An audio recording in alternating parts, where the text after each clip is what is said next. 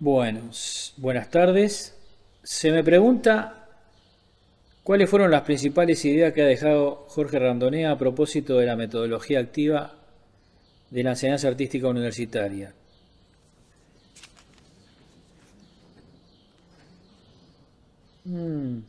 ¿Cómo se reflejaron en mis prácticas docentes? O en mis prácticas docentes. Bien, esto tiene varias partes. La primera es aclarar que si yo tengo que sintetizar las ideas de Jorge, esas ideas que no son obviamente de Jorge Randonea, sino que tienen que ver con un trasfondo del cual Jorge Randonea es protagonista, es decir, hay un contexto que hace que el planteo de Jorge Randonea emerja dentro de lo que era la Escuela Nacional de Bellas Artes, que está muy referido a la enseñanza en general, a la enseñanza artística en particular, porque la Escuela Nacional de Bellas Artes se inserta en la universidad a partir del año 58, a partir de la ley orgánica, una ley orgánica que como contexto da lugar a una apertura al modelo universitario fundado en un planteo academicista, tradicional, donde el catedrático es la figura central, ese es un planteo centralista en la figura de los catedráticos y las cátedras, en función de un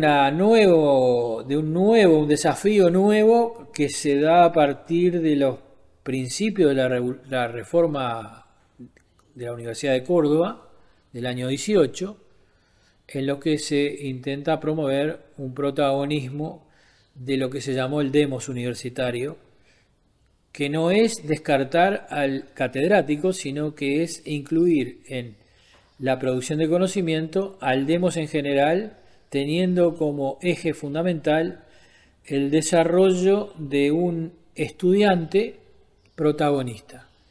¿De qué? De la producción de conocimiento.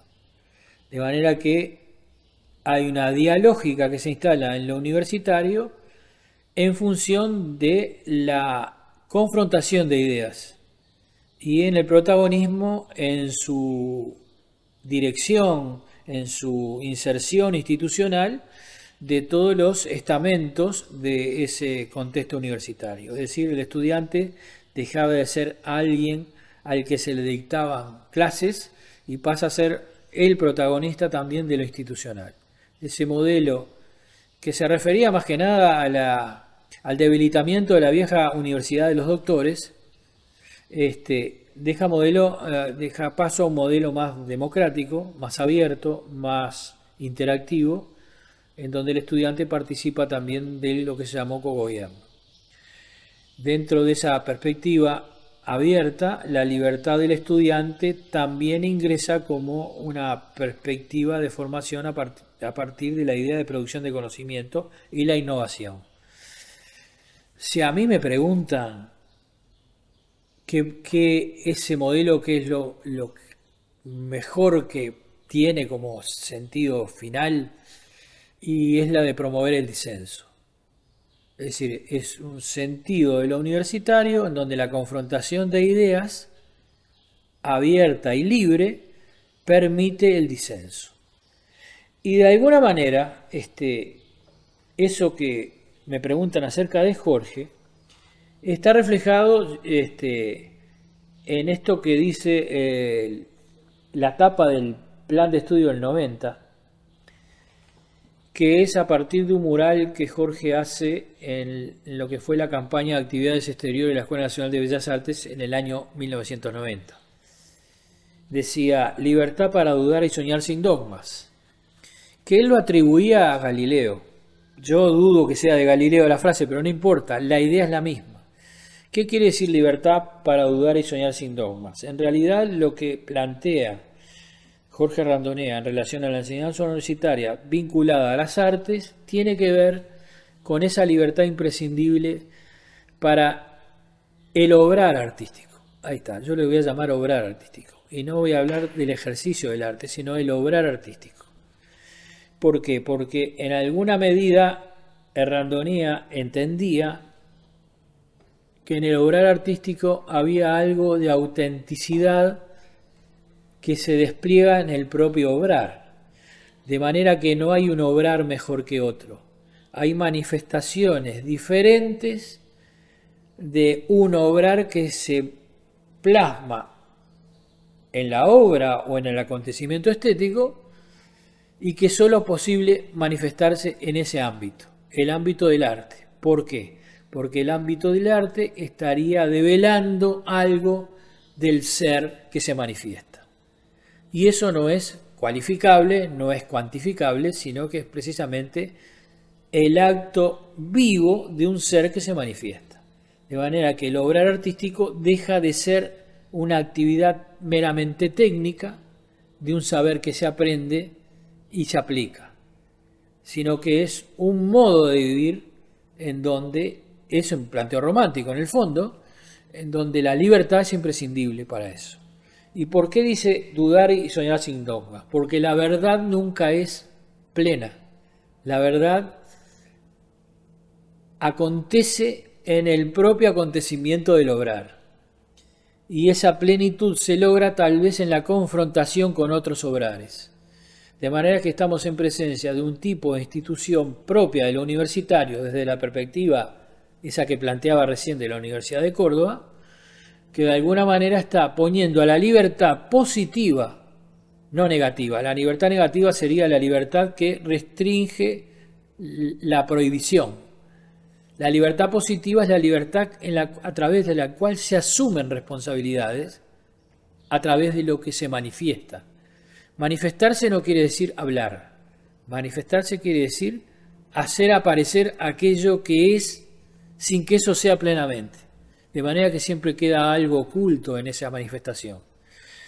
El arte desde la perspectiva de Randonea era esa situación vital. No es una profesión, es una situación vital. Traído al ambiente universitario, eso es el ambiente propicio, es el lugar ideal para que eso pase. ¿Por qué? Porque en el ambiente universitario el disenso es el protagonista. ¿Eso qué hace también? Hace una idea que también es base de los planes de estudio que emergen de los años 60. Y es que la figura del catedrático queda disuelta en un colectivo en donde todos tienen su rol y todos tienen su importancia sin que ninguno sea más jerárquico que otro. Es decir, se establece una dialógica, y esto está llevado a los cursos también, en donde con rigor y sistematicidad se trata de instalar un diálogo a partir de actividades que se proponen experimentalmente para que esa docencia activa no quiere decir estar activo, activo quiere decir que hay algo que se mueve permanentemente en torno a una obsesión, que es la obsesión humana en búsqueda de la verdad, sobre todo en la tradición occidental. Entonces estamos en presencia de una idea que tiene que ver con la libertad, que tiene que ver con la relativización de los dogmas como verdad última y absoluta, tiene que ver con una autenticidad del ser que se manifiesta a través del arte, y tiene que ver con el obrar artístico en tanto esa autenticidad se manifiesta plenamente. Para eso el ambiente donde eso se desarrolla tiene que ser también libre. No puede estar atado a prescripciones que determinen de antemano ese ser que se está buscando a sí mismo.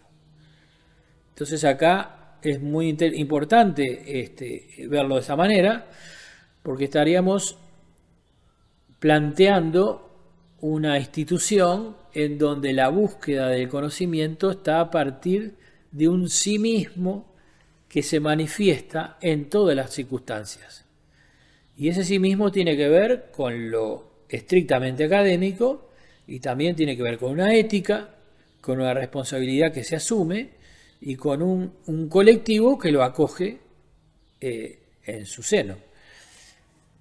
A mí eso me parece importantísimo y no es una metodología, es decir, se llama metodología activa en el sentido de una confrontación con otro tipo de enseñanza magistral, digamos, donde hay alguien que expone y alguien que se reconoce como absorbiendo eso que se expone. Acá la idea es diferente, es exponer una problemática y desde esa problemática ir al desafío de lo que implica resolver esa problemática. En el ámbito creativo eso es fundamental, se llama crear a eso. Si la creación de conocimiento surge de el rigor académico, es cierto, de algo que se trae como legado cultural y el reconocimiento de ese legado cultural, pero también algo que se incorpora, que está en la vivencia que implica ese acto que es siempre innovador. Entonces la palabra innovación no quiere decir el modelo de abandonar el pasado porque, bueno, todo presente supera el pasado, sino reconsiderar el pasado, apropiarse del pasado, reformular el pasado, adaptarlo a un presente y ver cómo eso es un cambio permanente, que es el cambio que el estudiante constata a medida que avanza en los cursos de la facultad. Se me pregunta por qué esto en el modelo universitario. Y sí, el modelo universitario es precisamente lo contrario al academicismo que surge del ambiente del arte, en donde el maestro de taller enseña un obrar circunscrito a su propia idea. Y el estudiante toma los elementos de esa idea, que no son propios, y los repite. Esa idea, academicista se llamó en el ámbito de las artes, es como contradictorio con la idea de producción de conocimiento. ¿Por qué? Porque es un compartimento estanco donde habita el statu quo. Precisamente el ambiente universitario es el ambiente de la innovación, el ambiente de la ruptura con el statu quo. Eso no quiere decir que el pasado no importe, sí importa, pero importa como insumo para poder avanzar desde una perspectiva individual y colectiva. Entonces, desde este lugar, obviamente el planteo que Jorge desarrolla no es, yo creo que está mal individualizarlo en Jorge. ¿Por qué? Porque Jorge es producto de una época también y de un contexto en donde esto también se planteaba en relación al arte. Yo qué sé, me acuerdo de la figura de Miguel Ángel Pareja, por ejemplo, en donde fue fundamental para Jorge y también fue fundamental para nosotros que lo conocimos, porque de alguna manera esta ruptura con el modelo academicista del jefe de taller estaba llevada adelante por la figura del viejo Pareja, como le decíamos nosotros. Pero también estaba la figura de Antonio Llorens, en el mismo sentido que Pareja. Y obviamente que este modelo está en una coyuntura muy particular, en una universidad que intenta cambiar, acuérdense de la Universidad de la Ley Orgánica del año 58, que es un modelo de cambio del estatuto universitario, de la autonomía de la universidad, pero también de esa promoción al disenso en donde el pensar se libera de los dogmas. De manera que yo le encuentro pleno desarrollo en ese momento de esta cuestión que se planteaba ahí. ¿Cómo se reflejan en mis prácticas docentes? Bueno, en mis prácticas docentes estamos hablando de la actualidad y después desde el 85 para acá. Porque en realidad yo empiezo a ser docente honorario antes de la dictadura, circunstancialmente, pero mi desarrollo como docente tiene que ver del año 85 hasta la actualidad en función de la reapertura de Bellas Artes luego de la dictadura. ¿Cómo incide Jorge? Y Jorge incide de muchas maneras. Y esto hay que marcarlo en dos etapas. Una primera etapa que se da desde el año 70, que yo ingreso, hasta el año 73, en que se interviene en la universidad. Porque en esos 3 años vertiginosos 3 años, años conflictivos, complejos, en lo universitario en general y en lo institucional en particular en relación a la universidad. No viene el caso el tema de nuestra relación con el contexto universitario. Sí viene el caso en cómo esto incide en mí. Y esto incide en mí porque en ese contexto de la Escuela de Bellas Artes de los años 60, estoy hablando del año 70, el año que ingreso yo, en el contexto de los años 60 es que se instaura el plan de estudio, el primer plan de estudio de la reforma de Bellas Artes, en donde la enseñanza activa propone que el estudiante es el motor de la enseñanza. En ese sentido, hay un fuerte énfasis en que el arte es el obrar humano en esa autenticidad que explicaba antes, más allá de las disciplinas técnicas, cómo se manifiesta eso. De manera que las categorías de artes mayores y artes menores desaparece en función de que el arte es una totalidad que tanto puede expresarse a través de la pintura, la escultura, el grabado, el cine, la fotografía o cualquier otra manifestación. La cerámica, los objetos utilitarios. Es decir, la manifestación artística deja de proyectarse a través de la tradición canónica del arte, las viejas técnicas, como artes mayores, y puede, de acuerdo al principio que se instala en la reforma de Bellas Artes, manifestarse en cualquier modalidad técnica.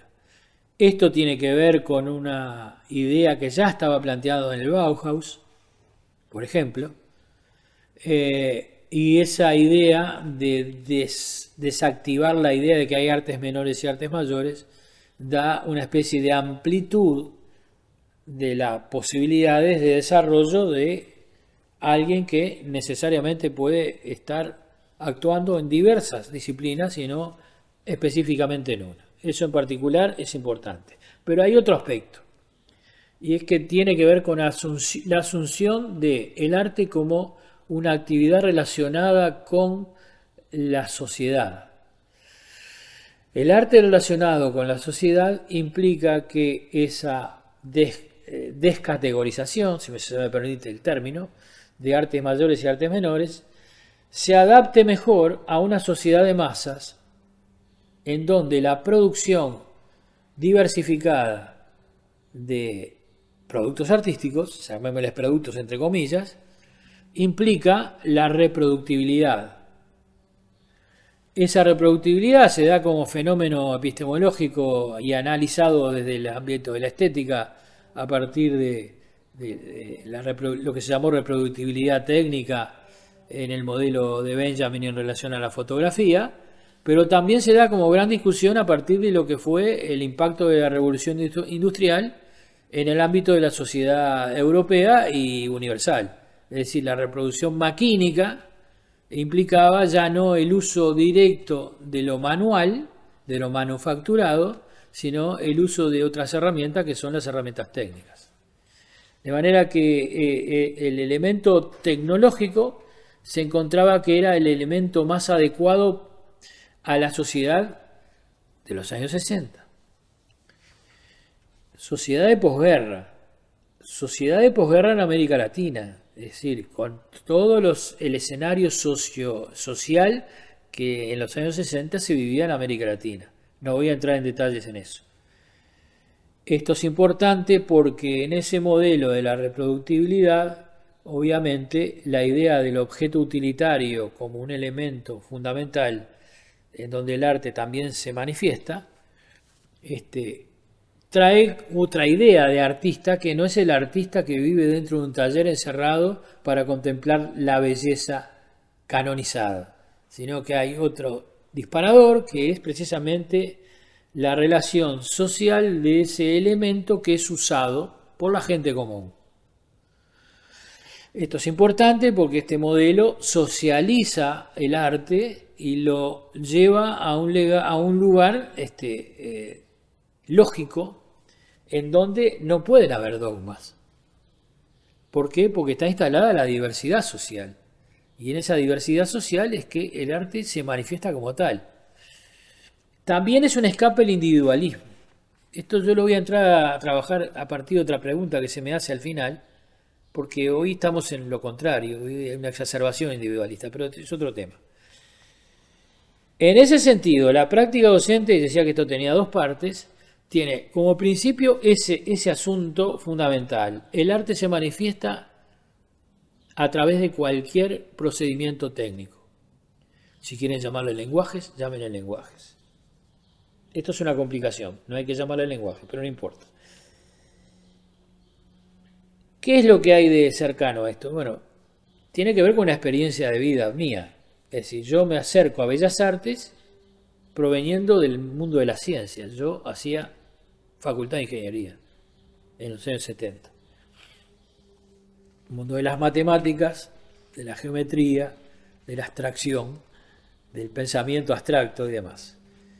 Y un día veo en un periódico del momento que se abrían inscripciones en Bellas Artes y veo que hablan de que la formación en Bellas Artes tiene diversos derroteros de egreso, entre los que estaba fotografía, cosa que a mí me interesaba. La sorpresa fue al entrar acá, a esta institución, y encontrarme que para hacer fotografía uno debía recorrer determinados trayectos que no tenían nada que ver con la fotografía, sino que tenía que ver con el autoconocimiento de aquello que se llamaba la sensibilización, que estaba adormecida por una sociedad cada vez más productivista y sería como un protoconsumista. Es decir, todavía no estaba instalada lo que hoy se llama sociedad de consumo, pero estaba en ciernes eso. Y nos encontramos con una ubicación que nos desafiaba a los estudiantes, eso fue lo que más me interesó, nos desafiaba a que nos encontráramos a nosotros mismos en esa sensibilidad que quedaba oculta por el modelo social hiperorganizado desde la abstracción que implicaba vivir en la sociedad del momento. Acuérdense que estoy hablando de los 60, esto proyectado al hoy es bastante, mucho más complejo. Entonces, ¿cómo se refleja eso? Y bueno, en el primer año fue todo un desafío y para mi sorpresa, la batería de experiencias y vivencias que se producían en lo que era el primer año del momento, en el taller de gran y pequeña dimensión, nombre extraño que no sabíamos por qué diablos se llamaba de gran y pequeña dimensión. Después con el tiempo me fui dando cuenta qué quería decir eso de la gran y pequeña dimensión. Me fui encontrando que bueno, que en realidad para hacer arte uno tenía que saber de todo. Tenía que saber de física, tenía que saber de percepción, tenía que saber de sociología, tenía que saber de historia, que había que estudiar. Que el prejuicio de que el arte es la buhardilla y la musa que te toca no tenía nada que ver. Que en realidad había que meterse con todos los ámbitos del conocimiento. Y desde esa perspectiva de meterse con todos los ámbitos del conocimiento surge un conocimiento que se va como formulando a partir de las inquietudes propias en relación a eso. Eso era interesante porque esto sería como una instancia previa para elegir qué modelo de formulación artística, estética, yo decido adoptar como propio o generar el propio. Lo que tiene la dificultad de que generar el propio no es el no lugar, digamos, según términos actuales, y adaptarse al modelo que está establecido en función de alguien que dirija la trayectoria sería como contradictorio al planteo del plan de estudio. De manera que ese desafío, que siempre lo vi como una contradicción, el hecho de que hay una libertad asumida como ese encuentro con uno mismo y algo que está en uno que uno ni sabe que está y que aparece a medida que uno obra con esos elementos, está luego encorsetada en la necesidad de tener que elegir una vertiente que lo guíe. Bueno, pero esa discusión no era para ese momento. Yo la verdad que entré a primero y encontré que saliendo de primero estaba en algo modificando mis asuntos. Me acuerdo que tenía que dar un examen de física a fin de año, que lo di, salvé con nota, pero acá había una actividad de extensión, acá digo Bellas Artes, había una actividad de extensión en donde el desafío era producir una película que documentaba las movilizaciones estudiantiles de los años 68 y 69 y una venta popular que se iba a desarrollar en dos sindicatos, el sindicato del Vago en La Teja y el sindicato de la UTA en Bella Unión. Rápidamente toda la institución se volcó a esa actividad exterior que era la producción de elementos cerámicos y de serigrafía y de gráfica, todos aunados a esa idea de la reproductibilidad como elemento fundamental y el hecho de hacer una película con material que se había filmado en las movilizaciones del 68 y el 69. No sé por qué razón me conecto con Alfredo Chá, que era el docente del taller de foto. Bueno, acá algo pasó, los planetas se alinearon, como dice. Me conecto con Alfredo Chá, que era el docente responsable del taller de fotocine. Se llamaba Taller Experimental de Fotocine. El cine era 8 milímetros, no Super 8. Super 8 vino después. 8 milímetros, es prehistoria esto. Y la fotografía era obviamente analógica. Entonces le comento que yo sé electrónica, bla, bla, bla. Entonces me dice, te podemos utilizar en el taller, venía a trabajar con nosotros porque si tú sabes electrónica, podemos resolver algunos problemas técnicos que vos de repente no nos podés resolver. Bueno, ese fue el pecado original, digamos, porque después de haber salvado física, nunca más volví a ingeniería, porque y a la geometría analítica y todo eso. Y encontré que había un ámbito donde mi ser personal se proyectaba en plenitud. Yo estaba felicísimo de estar ahí. En ese ambiente de hacer una película, empezamos de una manera muy artesanal y rudimentaria, precisamente a configurar una especie de sala de montaje donde editábamos video y sonido en vivo, con aparatos viejos que yo reparé y que pudimos ir utilizando. Y ahí conozco a Jorge. Jorge había sido docente mío en la segunda mitad del primer año. Y claro, tenías al docente que estaba ahí. Bueno, la figura de Jorge era muy particular, ¿no? Tipo con mucho carisma. Es que a algunos les planteaba cierta confianza y a otros... uno se cuestionaba con cierto temor acerca de esa personalidad avasallante, que lo era. Y lo que más llamaba la atención era el rigor que usaba en sus clases. Siempre teniendo en cuenta esa apertura de diálogo con los estudiantes. Ese vínculo laboral a propósito de la actividad exterior me permite conocer todos los días a Jorge Errandonea. Y bueno, de ahí surge un trabajo en común, que Alfredo Chá, otro gran hermano de la vida, no sé cómo llamarle. Yo creo que ellos dos son los responsables, pero fundamentalmente Jorge, de que yo haya seguido Bellas Artes y llegué hasta acá, a punto de jubilarme. Ese modelo influyó mucho en mí. ¿Y qué es lo que influyó de Jorge? Sus ideas, sí, claro. Pues sus ideas no son propias, son reformulaciones propias, pero tienen que ver con planteos de que ya vienen de otro lado, vienen de la pedagogía de Dewey, vienen de los planteos de Heber Reed en relación a la educación por el arte, la idea de libertad positiva que dije recién, y también viene algo que está asociado, yo creo, lo hablé mucho con Jorge, pero había cosas que no se podían tratar con él, eran de índole muy personal, que tenía que ver con el entorno familiar de Jorge. Jorge provenía de una familia donde lo universitario primaba mucho. El padre de Jorge era Alfredo Randonea padre, docente de Derecho, cuando el derecho era derecho, no facultad de abogacía, sino que era derecho y ciencias sociales, en donde se estudiaba el derecho como una disciplina totalizadora, del cual deviene las ciencias sociales y deviene el ejercicio de la abogacía. De manera que ahí hay una rigurosidad en relación al nuevo plan de estudio de Derecho, en el cual el padre de Jorge Randonea tuvo mucha responsabilidad, particularmente con una materia que se llamó Historia de las Ideas. El hermano de Jorge en el campo de la sociología fue un individuo muy importante en la consolidación de la Facultad de Ciencias Sociales.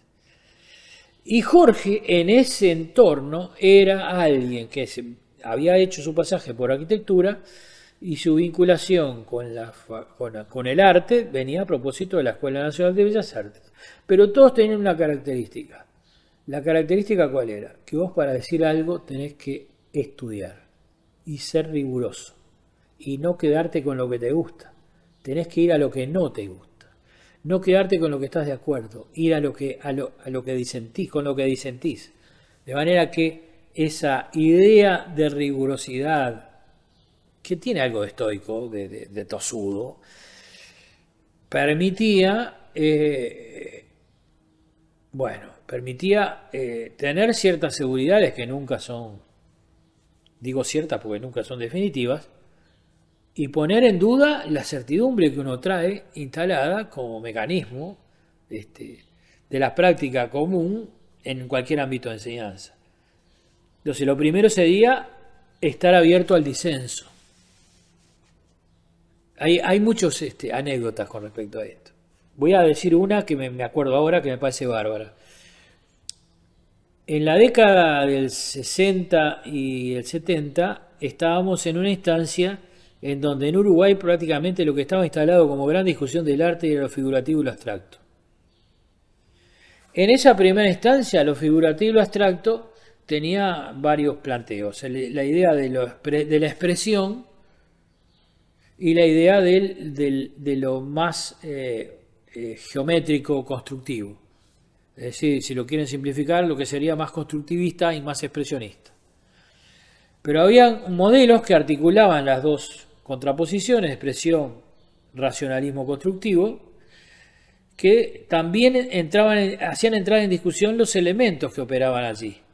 Y era cuando esa abstracción expresionista o constructiva era figurativa y cuando apostaba más a la forma que al color o más al color que a la forma.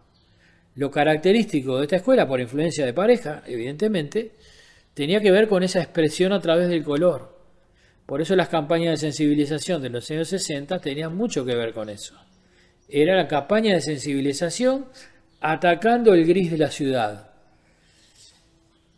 Ese elemento nos llevaba a discutir el color como elemento expresivo, lo que implicaba superar las teorías del color en plural e ir a teorías del color que de repente no estaban escritas y que tenían mucho más que ver con la vivencia del color que con el establecimiento de determinado campo teórico definitivo acerca del color. Eso venía muy bien, sobre todo en los cursos de inicio, para sensibilizar al estudiante, pero también venía muy bien al momento de desarrollar una actividad en el medio exterior, porque se atacaba, decíamos, el gris de la ciudad a través del color, y eso irrumpía como un gran impacto. En ese escenario aparece esto que hablábamos del dogma, es decir, el instrumento, el ejercicio del obrar artístico inserto en el medio social a través de una manifestación expresiva que puede ser individual, pero que de alguna manera se hace colectiva al estar en contacto con la gente común. Entonces ese impacto que se produce en el escenario de la campaña mural en Montevideo tiene esa relación con el medio imprescindible para que eso se democratice, universitariamente se democratice. ¿Le quieren llamar extensión? Llamen en extensión. Pero también está el ambiente, el desafío, se da en el año 64 y posteriormente en el 66 por ahí, La pintura mural desarrollada en barrios de Montevideo y del interior. La pintura del barrio El Reus al sur tenía el mismo criterio, superar el gris de la ciudad en ambientes donde ese gris se potenciaba a punto de partida de una situación social compleja. El barrio sur, el conventillo, la zona más pobre de la ciudad. Y el color operando en ese mundo de la cotidianidad del que habita el lugar y la relación con el que habita el lugar. Luego ese desarrollo en Montevideo se traslada al interior y se desarrollan actividades del mismo tenor en una ciudad del interior del país, Dolores, una pequeña ciudad del departamento de San José, creo que es, está en el límite de San José y Soriano. Y que tenía el mismo criterio, es decir, superar la idea de la cátedra encerrada en sí misma e ir a una cátedra abierta que se vincula con la gente a partir de los problemas que tienen que ver con el obrar artístico de alguien que se propone manifestarse en ese obrar. Y obviamente lo que se manifiesta en ese obrar es un colectivo que plantea ese disenso que se manifiesta públicamente. No para instalar un nuevo dogma, sino para generar una apertura y una sensibilización, le decíamos, social. Entonces, lo que se discute en el mundo de lo estético y que parece estar destinado a determinadas cosas muy puntuales, se traslada al mundo de la vida común, de la vida cotidiana. Eso es una enseñanza también. En alguna medida, esta película de la que yo hablaba, de que se estaba haciendo, era lo mismo, es decir, una película se produce para que se inserte en el contexto social en donde ese mundo que se muestra se vea de otro modo, que tiene que ver con la expresión hecha cine. De manera que esa discusión, que también a la interna es muy rica, se manifiesta a través del obrar colectivo hacia la gente. Saco la palabra público, a la gente. No existía en los 60 ninguna teoría todavía dura, digamos, que luego posteriormente, lo que deviene el siglo XX, se van a plantear con mucha firmeza. Estaban los esbozos del estructuralismo, acá no había ni llegado a eso. ¿Qué sucede? Luego de la reapertura de Bellas Artes, esa idea de... No me olvidé de la anécdota, que es lo que voy a plantear ahora. Esa idea de la controversia entre el color, la forma, entre lo abstracto y lo figurativo, se traslada a un escenario diferente. No se olviden que la reapertura de Bellas Artes en el año 85. Bellas Artes estuvo 12 años cerrado. La polémica del arte entre el 70 y el 85 en el mundo fue amplísima. Particularmente en lo que tiene que ver con lo local, emerge una idea que lo que nosotros llamamos neovanguardia, que era precisamente el modelo de la vanguardia europea instalada en Estados Unidos y un modelo de sociedad de consumo en donde las nuevas prácticas artísticas estaban muy relacionadas con el consumo. ¿Cuál es la anécdota? La anécdota es que en ese escenario el arte deja de ser aquello que nosotros consideramos que era la apertura antes de la dictadura, y había otra apertura mucho más amplia, que era el arte de acción, el arte del cuerpo, las artes que rompían con la idea de algo que se producía objetivamente, como objeto. Nunca es un objeto, pero vamos a llamarlo así, el objeto de arte.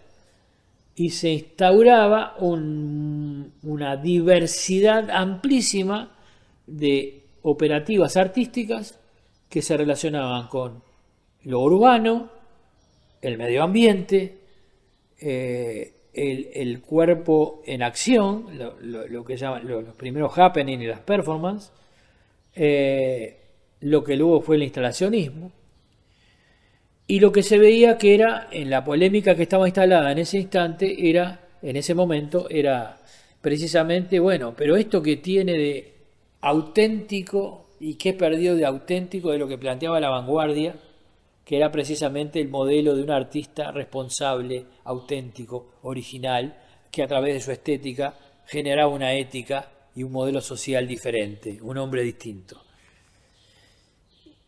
Se encontraba que todo aquello era demasiado desafiante y novedoso, que más bien parecía una moda que un obrar auténtico desde el campo del arte. Es por eso que el modelo del obrar urbano aparecía como modelo extraño. Y Jorge, que venía de Europa en el año 86, había visto el desafío de Cristo al envolver el Pont Neuf en París. Y traía eso como una irrupción conceptualista del obrar artístico que tenía mucho de idea, mucho de desafío técnico, pero que en última era meramente la actividad de resignificar algo que era el objeto urbano resignificado por el obrar del artista. El problema no era el hecho en sí, el problema era la discusión ética que había detrás de eso y si eso era auténtico o no. Y por supuesto, todos los que veníamos, incluso uno, ¿no? Es cierto que uno era más joven que Jorge y no tenía tanto problema con, y bueno, es algo que está ahí y bueno, tiene que ver con nosotros, claro. Pero Jorge, que viene de una tradición que hace esta movida, tenía cierto resquemor en la inautenticidad de la vanguardia, en eso que se llamó neovanguardia. Entonces fue muy, muy interesante ver el fenómeno en Jorge, y ahí me dije, este tipo realmente lleva adelante lo que dice. Planteaba el desafío de las distintas maneras de lograr artístico en relación a una clase que tenía que ver con el espacio, qué sé yo. Y pone el ejemplo de Cristo forrando el Pont Neuf.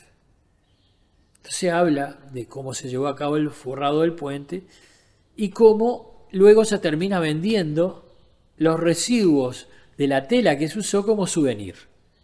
Y lo planteaba como un problema ético. No me olvido más, fue en este salón. Estaba lleno este salón. Yo era ayudante de Jorge y estaba en las clases con él. Entonces, él no decía que le parecía mal, pero había algo donde manifestaba su propio malestar en relación a que eso en realidad. Y un estudiante estaba allá arriba y se levanta la mano y dice, ¿y eso qué tiene de malo? Y Jorge lo mira y dice, nada. Dije, mira, te pegó. Y el loco aflojó. ¿Y qué hizo?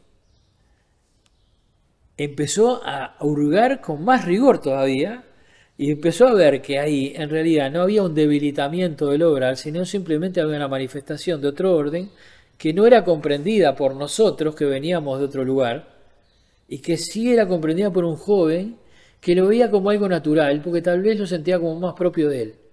Bueno, si está jugando ese partido, vamos arriba.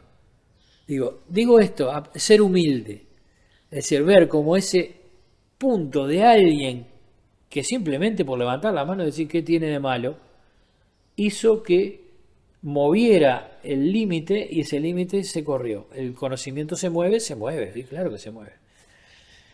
Eso muestra la humildad del docente, donde el saber no está todo concentrado en él. Eso estaba. Decirlo es fácil, hacerlo es difícil. Siempre hay un argumento de autoridad en la docencia. Y no decirlo es una hipocresía. Por más que uno diga que hay una igualdad de relación entre el docente y el estudiante, eso lo aprendí de Jorge también, siempre hay un elemento de poder que se pone en juego. Y ese elemento de poder que se pone en juego hay que tratar de limarlo de todas maneras. Entonces, en ese sentido, ese estudiante levanta la mano y pregunta qué tiene malo porque eso estaba limado, si no, no habilitaban la pregunta. Entonces, eso también lo aprendí de Jorge. Y de pasar esos momentos de lo que a mí me gusta llamar salir a atajar penales, ¿no? Es decir, no tener todo previsto, sino en la clase dejar esa apertura que se da en el diálogo con el estudiante. De manera que cada clase es distinta, nunca es la misma, aunque sean los mismos temas. Ningún grupo es el mismo, no hay un mismo grupo de un año a otro, los estudiantes son siempre distintos, las configuraciones de los grupos de estudiantes son siempre diferentes y hay que estar abiertos a esa diferencia. Eso me lo aportó Jorge. Y además ser humilde, que tenía que ver con lo siguiente. Y termino esta primera parte, que me parece que lo más positivo que me dejó es que antes de hablar hay que saber de lo que estás hablando, y ese saber de lo que estás hablando no es para asegurarte de que nadie te retruque, sino para estar seguro de lo que estás hablando. Y sabés que lo que estás hablando y asegurás hoy, mañana puede cambiar porque tenés otra apertura. Eso, Jorge era un fanático. Y lo digo porque hasta sus últimos días era un riguroso, era un tipo que estudiaba todos los días. Y tenía la manía de escribirlo en su bitácora, todas las cosas. Manía que algunos adoptamos hasta que apareció la computadora y ya no está más. De manera que la libertad, atreverse a asumir esa libertad para dudar de todo y soñar sin dogmas. Voy a hacer una aclaración con eso de dudar de todo. Dudar de todo no es asumir un relativismo. Todo puede ser, no.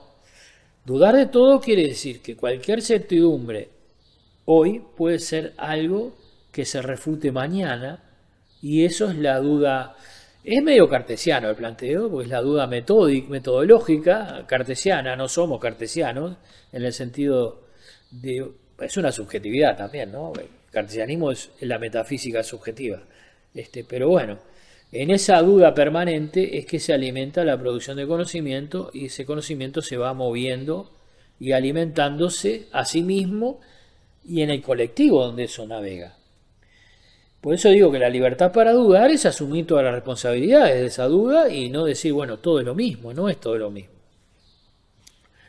Traducción. Hay una ética atrás de eso. Una ética quiere decir una ética. No quiere decir una ética universal. Hay una ética asumida propia del universitario. Ya, qué obviedad lo que dice este señor. No, es propio del universitario. Yo después voy a explicar por qué entiendo que eso se ha ido perdiendo. Porque de alguna manera me parece importante marcar ese énfasis de que lo universitario es esa libertad de dudar, atreverse a superar esa duda, pero también habilitará el disenso. No hay consenso, el disenso propio de lo universitario. Me hacen otra pregunta. Así como Randonea vio la necesidad de un reenfoque a fondo del sistema educacional en la década del 60, ¿cuáles serían las adaptaciones necesarias en la hoy Facultad de Arte? Yo creo que la persona que me hace esta pregunta no me quiere mucho, porque esto es de una amplitud impresionante. Voy a tratar de ser sintético porque en la primera me desarrollé demasiadas cosas. Yo no creo que Randonea haya pensado que había una necesidad de retoque a fondo del sistema educacional. Creo sí que él entendía que había algo propio de lo universitario que implicaba ese retoque a fondo del sistema educacional, pero porque era propio de lo universitario. No porque fuera una idea personal, sino porque habitaba ese mundo que propiciaba ese retoque permanente y activo de un estudiante protagonista del acto educativo.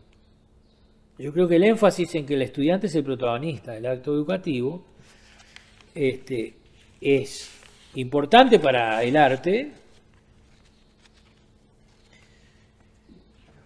No digo enseñanza del arte. Se puede entrar a discutir si el arte se enseña o no. Pero también es importante para cualquier tipo de enseñanza universitaria, incluidas las ciencias. Es decir, ese retoque en donde el mundo abstracto de lo científico tenga un anclaje en el mundo de la vida y deje de ser tan abstracto. Que no quiere decir aplicar la teoría a lo práctico, quiere decir anclaje en el mundo de la vida. En el mundo de la vida es el mundo de las cosas, de la gente común. Y en eso me parece importante, en esa idea universitaria, atada a la sociedad, atada no, vinculada a la sociedad. Obviamente la historia del pensamiento habla de que incluso hasta los pensamientos filosóficos más abstractos siempre estaban atados a un mundo social donde se buscaba resolver algo. Es decir, no es la meditación en la guardilla aislado del mundo. Es decir, hay algo ahí que está inquietando a un pensamiento que trata de ser resuelto a través de ese pensamiento. Por lo tanto, tiene siempre un anclaje en la realidad. No voy a entrar en detalles. ¿Cuáles serían las adaptaciones necesarias para en la hoy Facultad de Artes? Acá hay mucha, yo creo que la pregunta es demasiado amplia como para poder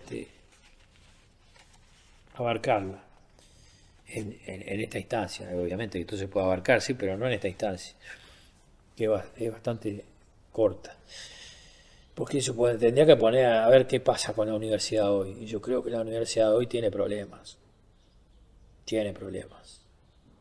El retoque a fondo hay que hacerlo precisamente porque esos problemas lo que han es constreñido, circunscrito a los ámbitos del conocimiento a estancos compartimentados de especialidades técnicas. Miren lo que estoy diciendo. Esto es un problema epistemológico de la masita. Por más que se hable de interdisciplinas, esas interdisciplinas muchas veces siguen manteniendo los compartimentos de las especialidades técnicas. La técnica es todo un tema. La técnica y la tecnología, que no son las cosas, no son lo mismo. En relación a la Facultad de Artes hoy, y bueno, la cuestión es que si yo me paro en el 85 a la hora de la reapertura de Bellas Artes en la universidad, voy a tener un escenario que es intrasladable a la actualidad, pero que da herramientas para poder abordar la actualidad. Cuando el plan de estudios, y acá sigue Jorge escribiendo, perdone que vaya a leer, pero dice, refiriéndose al plan viejo de los años 60 y aludiendo al plan 1991, que planteaba y se aprobó, ¿no? Reformular aquel plan, decía, no obstante, aquel viejo texto reglamentario mantiene en parte una total actualidad para nosotros, en referencia al espíritu de sus criterios educativos y los grandes ejes metodológicos que concretó aquella década. La estructura de talleres paralelos de libre orientación, coexistiendo como ideologías diferenciadas al mejor nivel creativo, educativo y polémico de doctrina, son instrumentos imprescindibles para la emergencia del arte y el desconcierto del arte, la emergencia del desconcierto del arte y sus lenguajes de hoy. Esto yo lo traslado a la actualidad y es tal cual. ¿Qué es lo que se precisa hoy? ¿Más especialidad? No. Se precisa más disenso, más polémica, más diálogo, más interacción. ¿Por qué? Porque estamos en un desconcierto. Las categorías que se usaban en los 80 no nos sirven para interpretar el mundo hoy. Y eso tiene que ver con un montón de aspectos. La tecnología es un costado de eso. Esto, fíjense que estamos hablando de un plan que se aprobó en el año 91. Claro, después de esto vino el Instituto Asimilado a Facultad, ¿no? Muy importante. Dice, asimismo el plan que hoy se renueva, hablando del plan 91, recoge de la vieja organización educativa sus motivaciones fundamentales en la proyección de la enseñanza vinculada a su entorno social, a sus inquietudes, necesidades y destinos. La formación integral del estudiante, su promoción como protagonista central del acto educativo, la inquietud por el desarrollo de sus capacidades potenciales, sensibles, su imaginación y su creatividad cobran hoy más vigencia que nunca en el desconcierto conceptual de los lenguajes sin intervalos, de los lenguajes computarizados, de los lenguajes videomasivos. Año 91. Si lo aplico el hoy, esto está perfecto. Bueno. yo acabo de hacer una propuesta al claustro una propuesta de plan de estudio al claustro de la facultad, en donde intento, lo escribí tal cual, transcribo esto, porque me parece que esto hay que mantenerlo. Cualquier adaptación que implicaba el retoque a fondo del sistema educacional está dicho acá, y en relación al arte esto es imprescindible, imprescindible, es decir, esa apertura con un contexto que no es menor, y es que hay una anomia generalizada que se transmite en los ámbitos. De la universidad, no estoy hablando del mundo de la Facultad de Artes. Anomia no quiere decir nada más, simplemente un detalle. Anomia quiere decir una falta de protagonismo de todos los estamentos de la... Es decir, se ha ido como... ¿Cómo se dice? Como sistematizando algo, una práctica que es recurrente. Y cuando algo es recurrente, vos te vas aburriendo ahí adentro. Encontrás que hay un vacío que es recurrentemente gestionado. Ahí está. Cuando en el ámbito universitario se prioriza la gestión por encima de la formación, estamos en un problema. Estamos en un problema. Lo hablo desde el punto de vista personal. Entonces, si a mí me preguntan cuáles serían necesarias esas adaptaciones, y bueno, yo creo que esto se adecúa a la Facultad de Artes en un escenario nuevo, diferente. La Facultad de Artes no es solo Bellas Artes, es también artes escénicas y es también música. Que dejen de ser compartimentos estancos, estén atravesados cada uno institucionalmente, sí, fenómeno. Eso se puede decir en el papel. En los hechos es más complicado. Pero de alguna manera el hecho de que la idea activa de un estudiante protagonista es fundamental en esto. ¿Y cómo se hace para que ese estudiante protagonice hoy algo cuando el desafío que tiene es estar protagonizando todo el tiempo todo?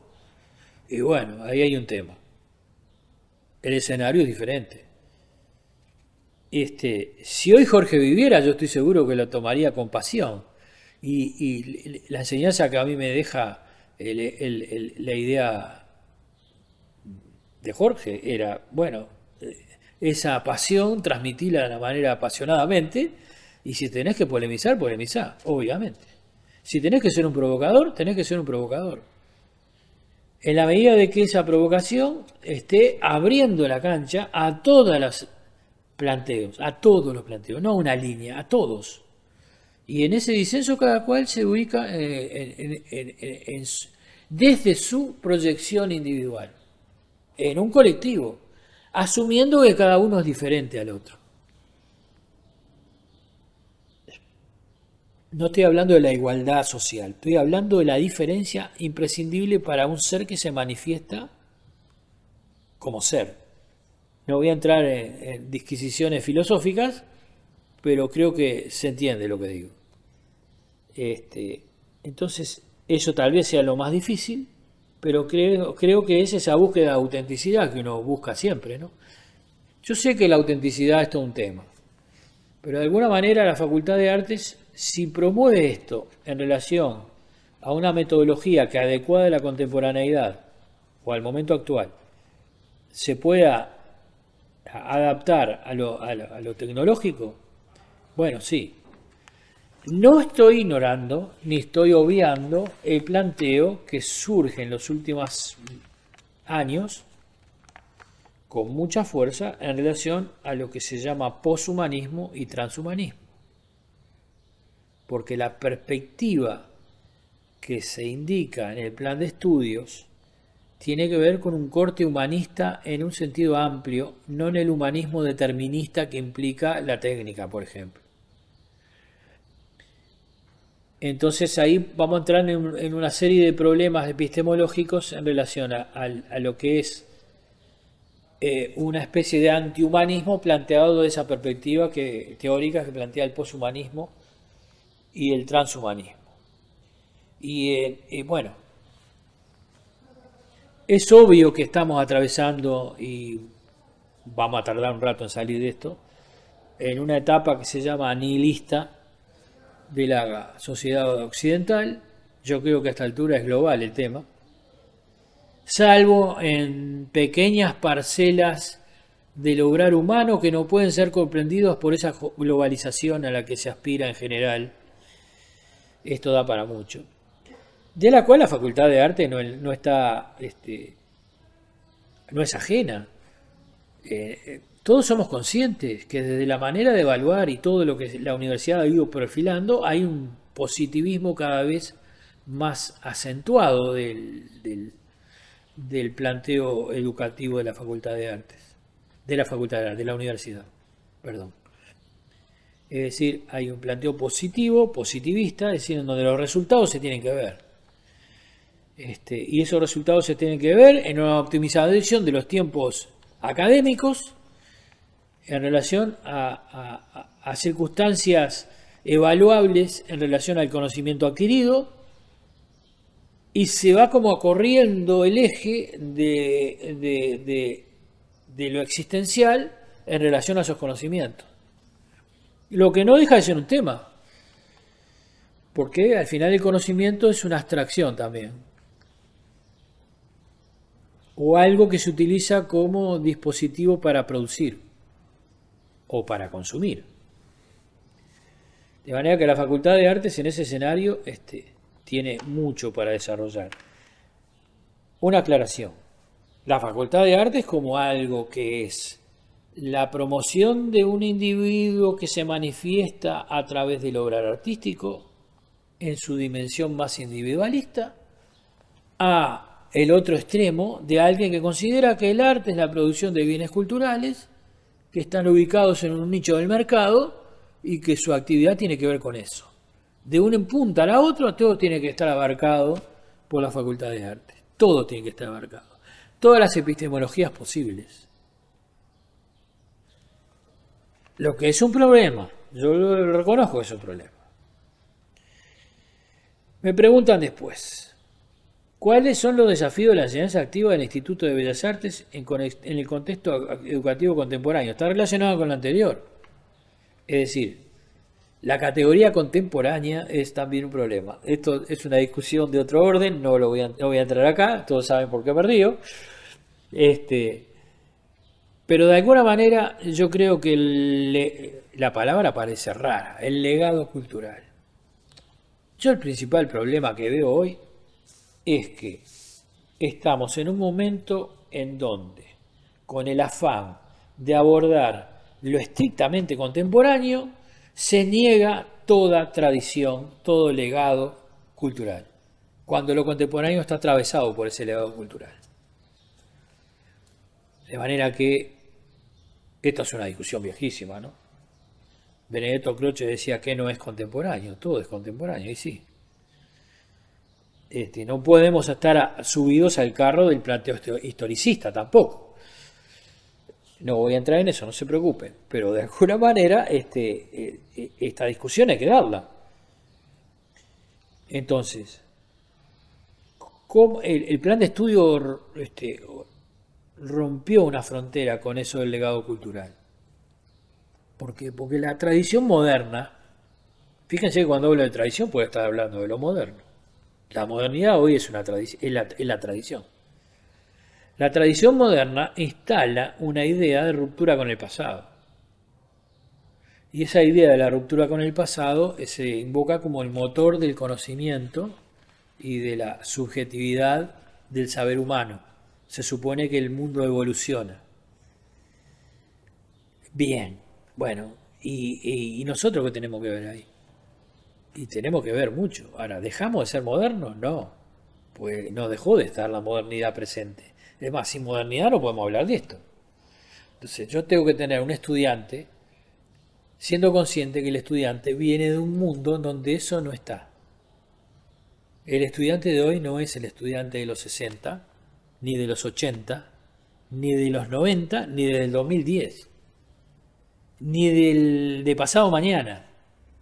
Estamos con un estudiante que se autopromueve a sí mismo, que relativiza todo, que no es un mal del estudiante, es una constatación de la realidad, en donde toda certeza es válida siempre y cuando haya una retórica que la fundamente, en un juego de acontecimientos que se superponen unos con otros y en una circunstancia atravesada por el nihilismo en donde habita, que hace que ese ser esté solo, cada vez más solo. Y ese es un problema, yo creo que sí, que es universitario. Y ese desafío, yo creo que lo único que lo que puede mover es una enseñanza que actúe ahí. Enseñanza que actúe ahí no para decir lo que está bien y lo que está mal, ni para sino para dotar de instrumentos reflexivos que le permitan superar desde sí eso y ser un ratito felices ahí. Yo creo que es lo máximo que uno puede aspirar, ser un ratito nomás. Y creo que este es el tema, que nosotros como institución universitaria, en el campo de las humanidades, que también está en cuestión en todos lados, tenemos que ser conscientes que el obrar artístico implica ese ser incierto, que se desconoce a sí mismo hasta como ser, que tiene imposibilidades de ser propias del relativismo y del vacío en el que habita, en un contexto complejo. Ahí está, esa es la palabra, complejo. En el ámbito de la enseñanza esto es crucial. En el ámbito del arte no digo nada. Y no estoy negando que alguien venga a aprender a hacer videojuegos. Lo puede hacer. No está penado por nadie. Pero el arte es algo más que producir y consumir. Acá hay otro elemento que Jorge también en su momento lo aplicábamos como idea. Y es dudar del éxito.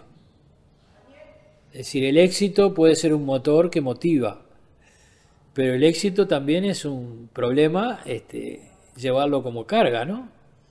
En la sociedad del éxito, que es la que vivimos hoy, ¿no? Hoy todo el mundo quiere ser exitoso, quiere ser, no tiene más remedio que ser exitoso para ser, pero ese éxito, como decía Warhol, dura 15 minutos con suerte.